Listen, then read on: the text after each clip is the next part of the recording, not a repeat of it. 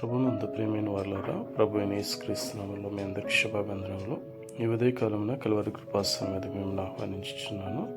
మొదటి సమూయేలు గ్రంథం 3వ అధ్యాయము 11వ వచనం నుంచి 20వ వచనంలో దేవుడైన యెహోవా బాలుడైన సమూయేలును దర్శించి మాట్లాడిన విధానాన్ని మనం చూస్తాం. దేవుడు, ఇప్పుడు నేను చెప్పబోయే సంగతి నువ్వు ఆలకించము, వినువారందరి చెవులు కూడా గింగరమన్ను. ఏలీ యొక్క కుటుంబముల గురించి నేను సెలవిచ్చినదంతయు నెరవేర్చేదను.